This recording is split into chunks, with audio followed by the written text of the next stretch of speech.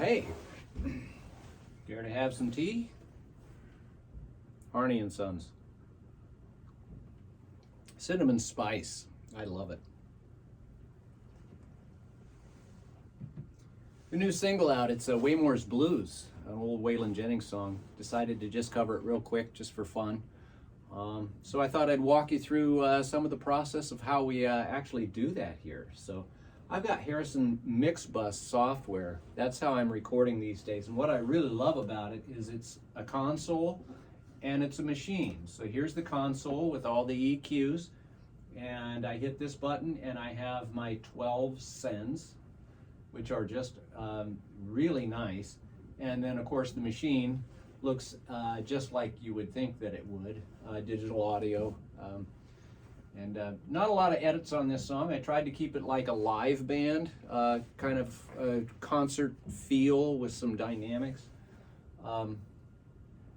So it all starts usually with a metronome. And you know, I just walk around with Opal. She's about a 1980s Ovation, and she's got a big old crack in her. I think I found it at Music Go Round in Woodbury, and I just knew that she had to be mine. But usually it's when there's something wrong with them, that's when I like them. And she does sound great. So, you know, I just sat around and figured out kind of how I'd liked it to go, and plugged this into the LA 610 and just direct. So I cut the thing direct, and that ended up after the count off to sound something like this.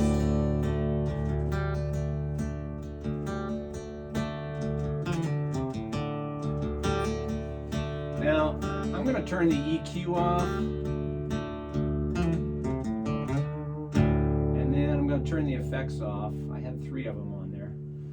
So this is the dry, exactly what I recorded. And again, I'm trying to do it like a trio would, so it's all about dynamics when you play trio. So the first issue during mix day is I knew I needed to thin that out a little so it wasn't down there with the bass, so I'll put that EQ back in.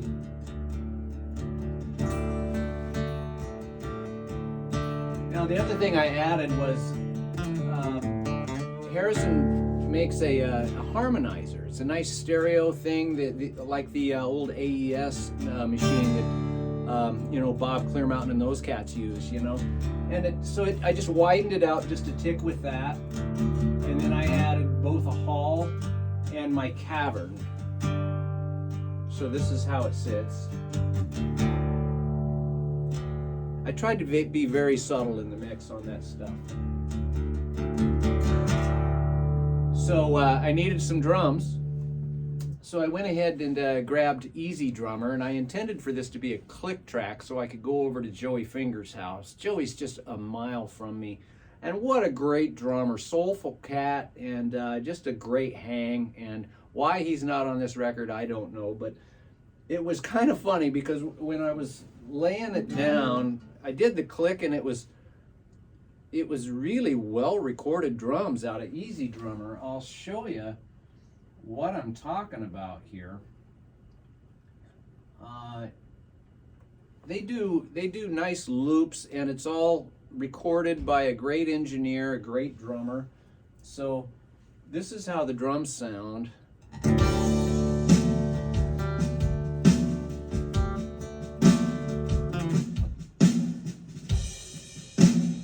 Didn't add a lot of effects because I didn't need them. I just took the reverb off the snare. You hear all those ghost notes? Really nice. And the overheads, nice bleed, and add the room. Really good. So I decided I'd just go ahead and play over it.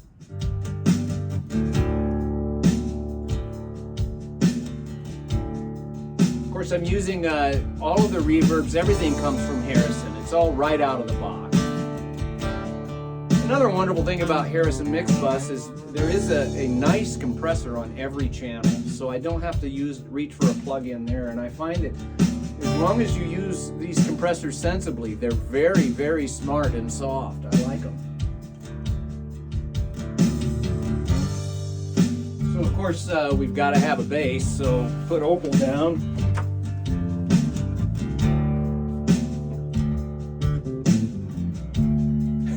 So that lick is from the original. So the bass is my Alembic. It's a 5. This is the first actual cut I did with her. I traded all of my basses. Willie's had this thing, and I knew back when I was playing with the steamrollers, Jack Stowe would bring his Alembic. EZdrummer, big bombastic. I got it to go a chug here. Let's have a look at this bass.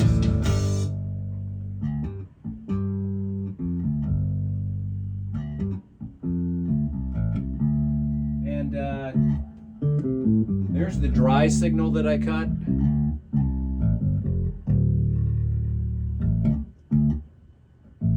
And I just EQ'd it a little bit. Just kind of got it to sit with the kick drum a little better, get them married up. Let's put those two together.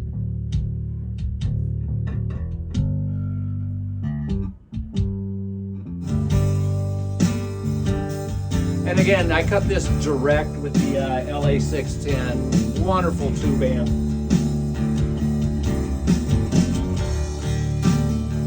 So I tried to get her rolling right here.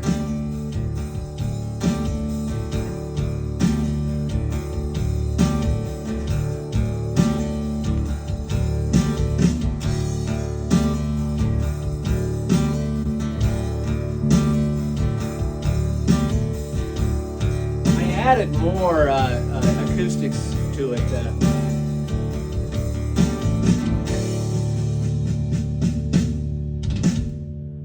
That's a great fill for a drum box, isn't it? It's not really a drum box. It's a high-end recording. EZdrummer is really interesting. However, I'm very torn. I think I'm going back to Joey just because it's the brotherhood of music that makes things really emotional. But it was fun to do a true solo record, though. So, as the production developed, I wanted to get some motion. So I threw a couple of Opals in stereo, so I doubled them.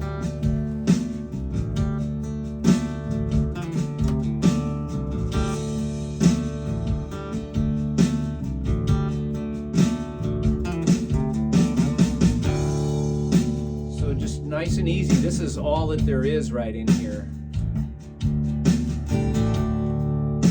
Lots of room for that vocal.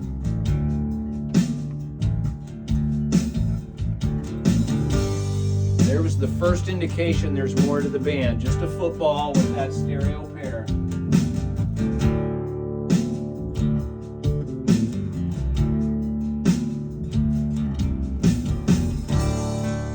There's another football.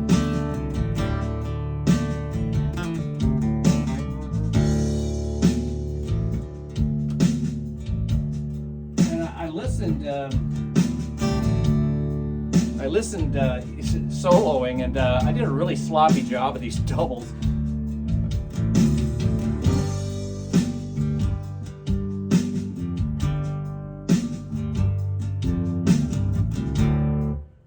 I'm just going to solo those doubles.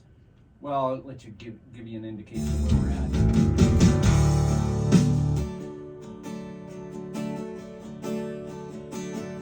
So I needed some motion just to make the lead move.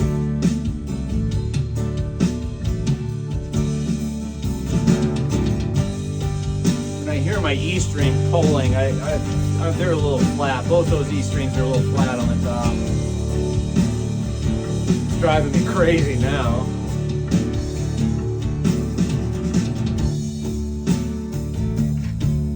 So those chimes are now helping to kind of drive.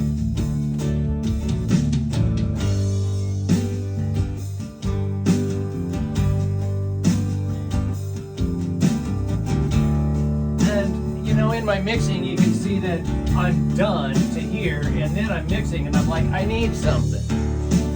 So that's where this higher chime comes in, and then I did some feedback too, so I'm going to turn those two on now so you can hear what they did. I haven't used the higher chime yet, and when I mean higher chime, what I do is I take a capo and I put it on opal and I play the same chords, but I play them way up high so that it kind of joins with the overheads in the drums. So here that would come.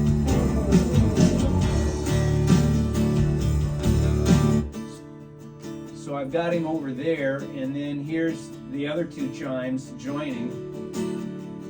And it just kind of makes this swirly thing in with the overheads. It's not too obtuse. And then the feedback is just, I'm actually making Elsie, the 335, I'm making her just feed back into my amp and just giving it, I don't have a keyboard player, so that just kind of gave it a flavor. So from there, I picked up some electrics. First thing we needed is some power. So I'm going to take it from the top and play it again, and I'm going to show you what the power is.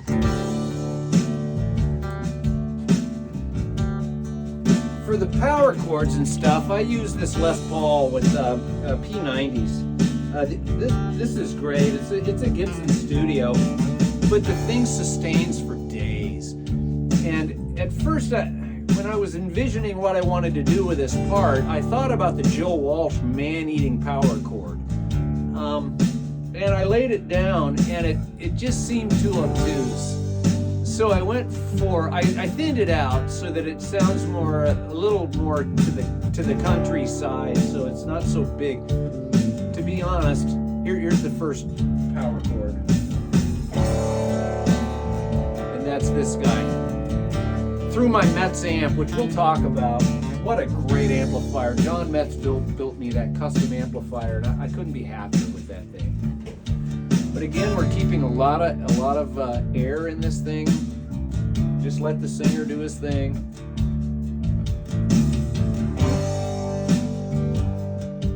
Her name's Sandy. Everything's detuned, by the way. Everything's a low D. Opened it up, and those chimes come in right there. So I tried to create a flowery kind of thing that opens up right there. It goes stereo.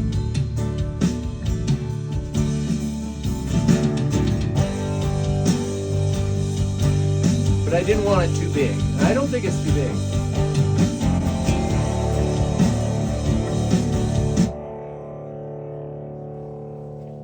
I record out in the open, no headphones, right here, just live. I got it blaring through the speakers. So I'm chugging. Let's see, I'm gonna take the EQ off. So a little bit bigger. I just thinned it out a little more from the mix. And you know, when we're mixing, so I boom. So it flowers out.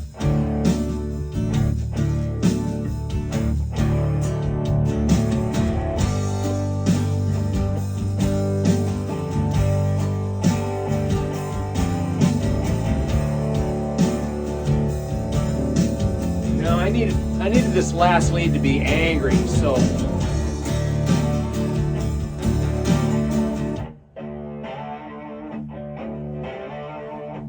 one thing, Lift was produced by Paul Peterson. It's the first time I really had a producer in 20 years. Kirk Kaufman always did my stuff, and then I kind of went on my own.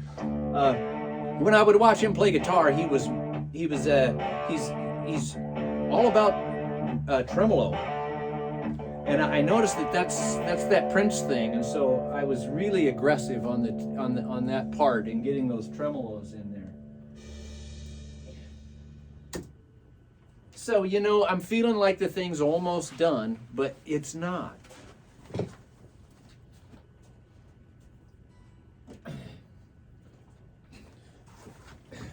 So I went and grabbed my number one. This is Teresa. I toured with Teresa. Her and I have been to the war together. This is still, she's still #1 and always will be. But I used Kirk's secret weapon from back when early. He would be producing this stuff, and we didn't have a keyboard player. So I remember I was really, really young, and he pulled out a chorus. It's a DOD stereo chorus, and I happened to find one. I did tour with one for years. It was what was in between my 2 amps. But this DOD Performer 560, I've got a couple of cables here, and I just plug it in direct. But the thing is, it's the biggest sound I've ever gotten out of a Telecaster, just direct into the board. But there's that signature lick that Waylon's band did. I don't know which one of those guitar players. There's 2 guitars in stereo on the original recording. But let me go to where that's at. So I'm going to play that, and I'm going to go ahead and I will solo the stereo telly. But it's been a trick that you know, we run it through the stereo chorus, record it dry, and then smash the shit out of it with a compressor, and then put a reverb tail on the end of it, and that's what that is. So I play this lick with it.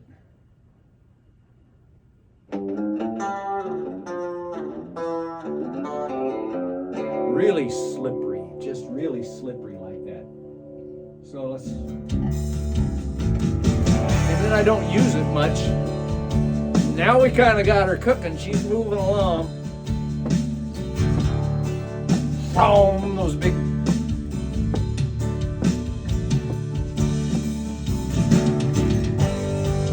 So, and then when I wanted to get angrier at the end of this of the record, I threw some chops on the upbeat.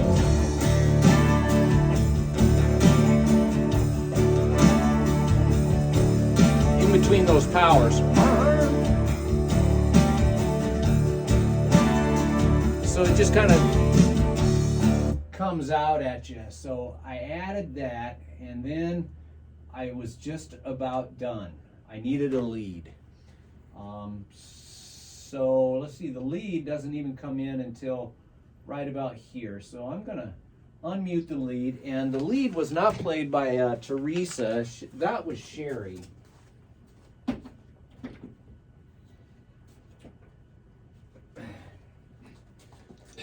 So Sherry got plugged into the Metz, and you know, the thing is that once you get the right sound, the part plays itself.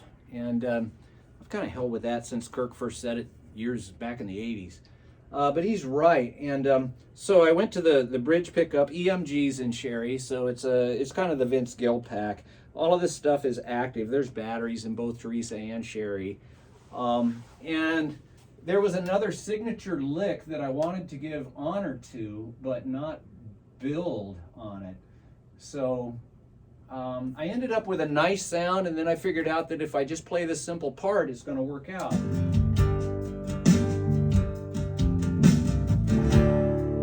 So here's that signature part from the original record, and it's just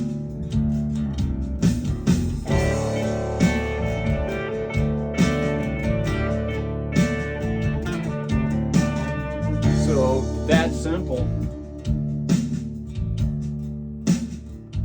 Left this out. I'm glad that that survived the mix and just kind of jumps out. There's lots of air yet.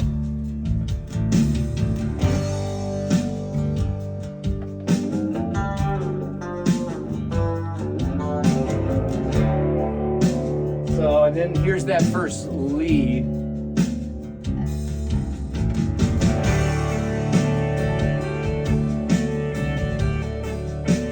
Homage to the original thing again.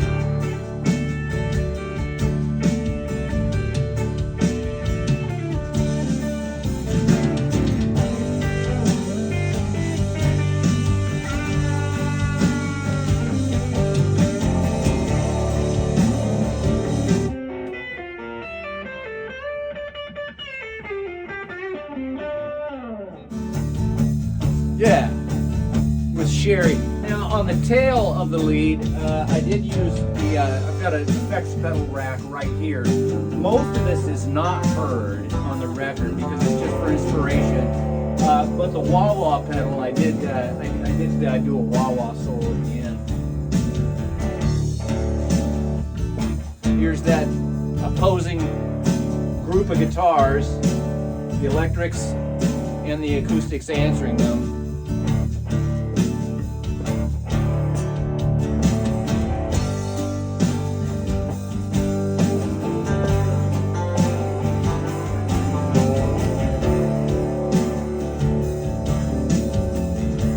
Got some feedback to grow.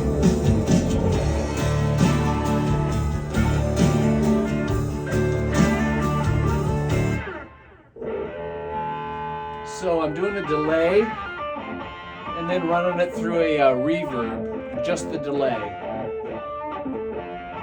So she's panned just a little to the left.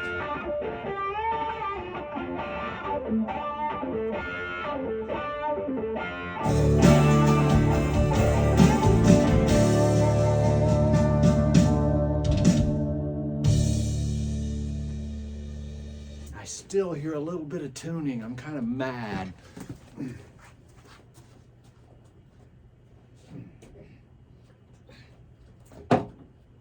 And of course, just the feedbacks, because every guitar that I have in the toolbox here at the Ready Room was used on this one. This is Maybelle, she's my solid number 2. And you know, my 335 stays at home.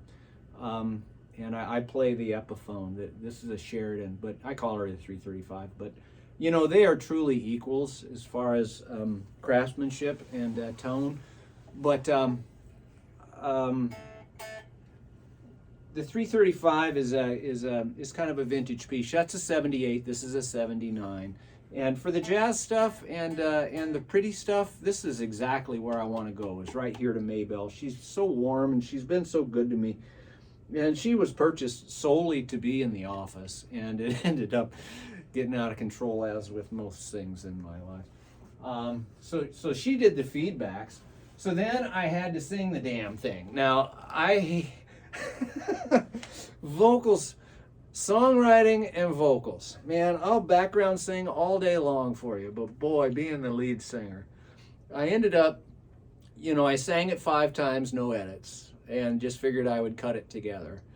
And I never found something that I was really happy with. And then I bought the Melodyne software thinking, well, I'll tune myself and that'll help.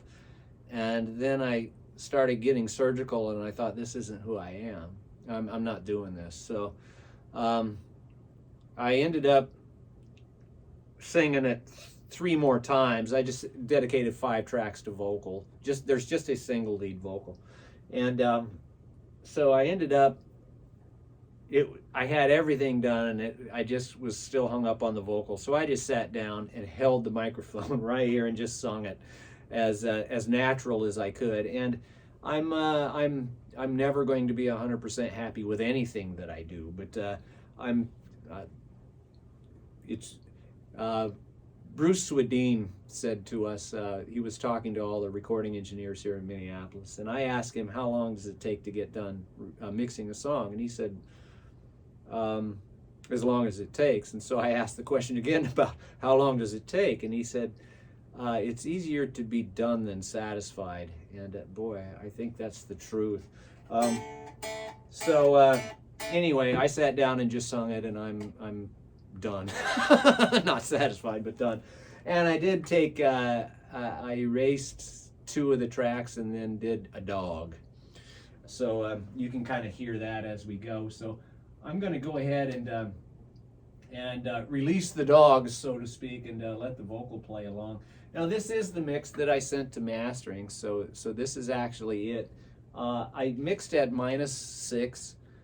Because that's what my mastering engineer asked me to do. And really, if you get the song dynamically moving in that range, I did notice that it just sounded beefier and better, and he had enough to work with. Every time I've given Andreas something that has an end compressor on it, and I do miss the SSL bus compressor. That was a nice piece to mix into, but you get addicted to that crap, and then you can't mix without it. And the thing is that if you don't let that dynamic go to the analog mastering phase, then the dynamics do disappear, and you end up with the, can I say it? I'm going to say it this way. The productions are all really good these days, but I am so sick of hearing compression. Just so sick of hearing master bus compression. It's just like you sucked all of the life out of you know, it sounds big, it sounds full, the chorus hits hard, it's cool. But you know, that compression just on the end of my nose all of the time makes me want to shut it off. Guys, will you knock it off? Okay. So I'm going to play her from the top here, and this is straight off of the console, as you all know. I hope that you add the song Waymores Blues to your playlist.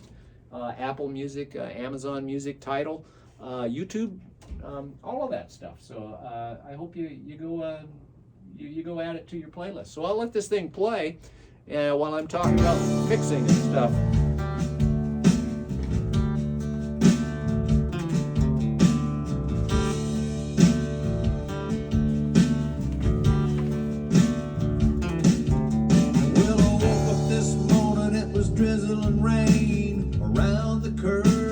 Passenger train, heard somebody yodel and a hobo moan. Jimmy, he dead, he been a long time gone. So the Elvis slap. I'm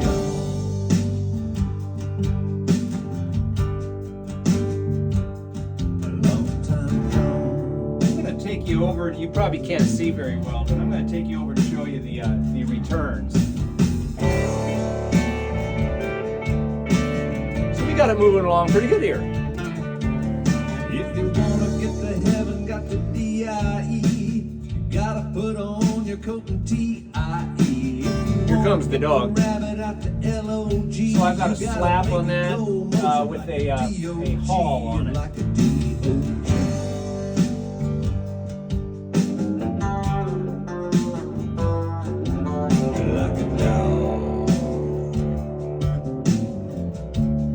All right, let's go.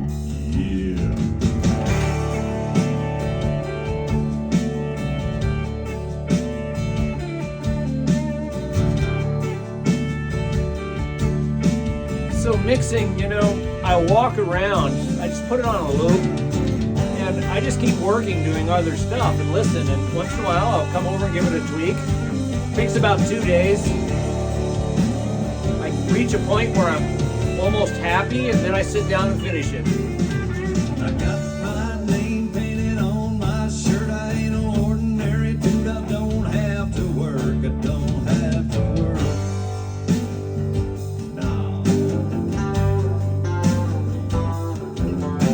Feels like all of the parts are kind of speaking to each other now. Nobody's stepping on each other's toes. I got a good woman. What's the matter with me? What makes me want to love everyone? Still hearing that tuning, damn it. I was traveling when I met her. Now I'm traveling again. And every woman she sees look like a place I came in. Look like a place I came in. Trying to get a little more bombastic as we go.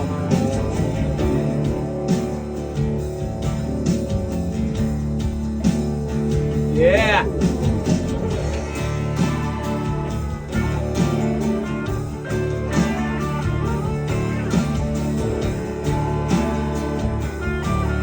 I'm glad we just used guitars on this one, but really missing a big B3 to kind of pop it up.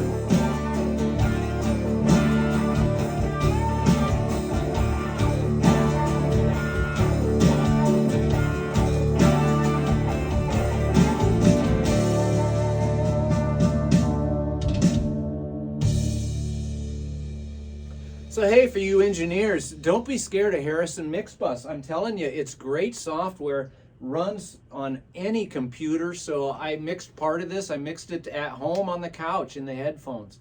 I've got it on several laptops. I just carry a T5 with me, and it's got all my sessions on it, and it's just really been a joy. So I don't miss the plugins. I love the simplicity, and it's been a solid platform, and it doesn't sound digital to me. So I hope you guys check out Harrison Mixbus. It's the 32C version of it that I'm using, and I suppose I've taken up enough of your time. I appreciate you having tea with me today, though, and check out the single if you get a chance. See you next time.